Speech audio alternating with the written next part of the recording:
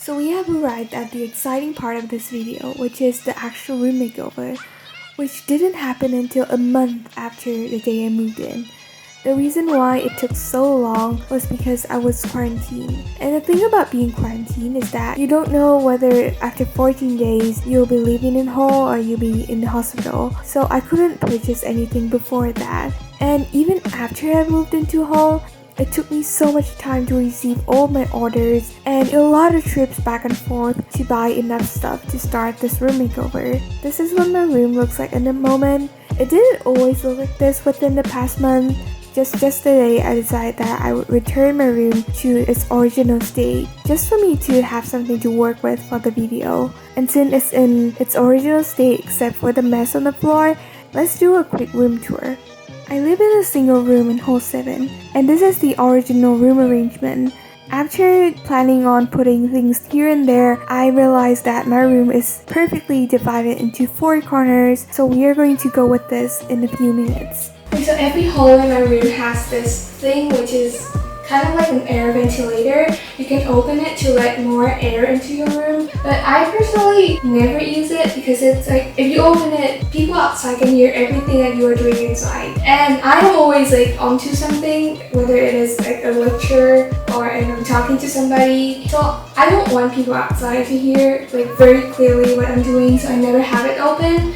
And I don't think that it does much with letting air into your room, so never use it. If I actually need to let air into my room, I'm going to open this main door, but that is also a problem because this door is like super heavy and it's going to close immediately when you let it go. So air circulation has always been a problem in my room. And then right next to the air ventilator you have this bed. The only thing that comes with it is the mattress. This mattress is like super heavy. It's like 20 centimeter thick, and it kind of is a problem because when you buy pre-made bed sheets, they're not going to fit into this one and they're going to slip out of it. And a surprising number of people don't know that there are 3 drawers underneath this bed. They're not very large, but you only have more storage space, right? Next up, between the bed and the window, you have these 2 clothes hangers over here. So once again, I personally don't use these to hang my clothes because you know when you walk outside and you walk back into your room, it's kind of unhygienic to hang your clothes over here right next to the bed when you're sleeping. So I have a separated clothes hanger over here and I will use it for a different purpose. This room originally came with blocking curtain, but I removed it because I feel like it's kind of claustrophobic when there's no sunlight in the room. So I replaced it with this net curtain that I got from IKEA. Okay, so then we come to the window. So this window actually comes with these insect net. What is it called? So yeah, it comes with these nets. So in principle, they're here so that you can open the window without insects coming to your room. I don't know if this happens to other rooms, but it just doesn't work. The first night it came here, I opened the window, I closed these, and I was like, okay, I'm safe. But then a huge AFB flew into my room. I was like, dude, how did you come in here? And then you have the window, which can only open to 45 degrees, which is so weird. Like that's it. And then here's the view, which has been partially blocked by the window. And then down here you have a little space to hang your clothes, which is also blocked by the window. So whenever I want to hang something, I have to like, ah! And then you have the study desk over here, which comes with a bookshelf on top. It also has a little drawer underneath the table, which I'm going to use as the bedside table. It has 4 electric sockets, and it also has an internet source. The router does not come with the room, so you need to bring that. And one thing you need to take note of is that this is the only area in the room with power sources. What that means is that unless you want to extend it to the other side of the room, this is the only area in which you can charge your phone, charge your computer, and last but not least, we have a drawer that comes with a full-length mirror like this.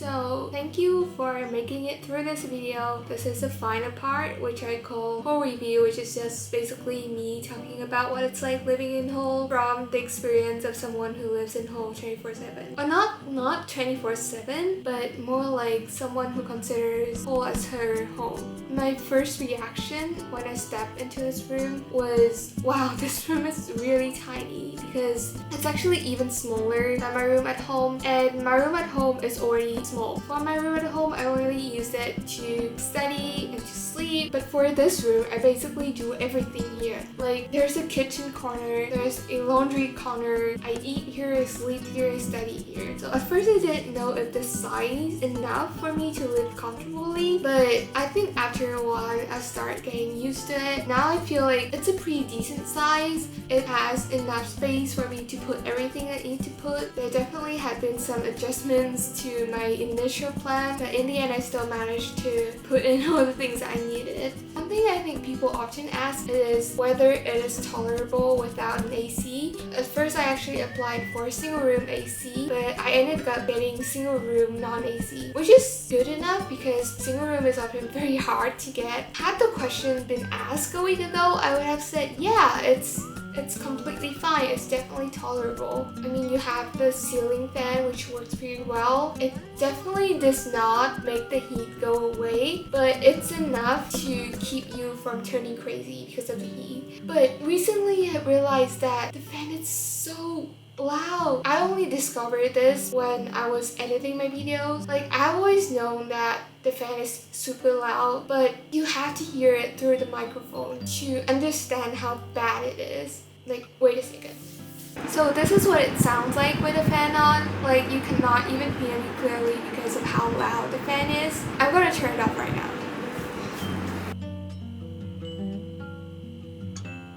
Okay, now it's much better. So the problem is not really the heat, but it's the fact that you cannot turn on the fan when you're doing certain things, like you're on an interview, you are filming a video, you are on a call with someone else. And the problem is that those are things that you can only do in your room. Like, if you just want to study, if you just want to do readings, you can definitely do that in a library or in a reading room or anywhere else. But for those specific things, you have to do in your room. So if you ask me, the answer would be, if you just use your room to sleep, to study, it's fine. The ceiling fan is enough. It's not going to bother you that much. But if you are constantly on phone calls, if you have a lot of lectures online, then it can really be a problem. I spend a lot of time talking about the AC.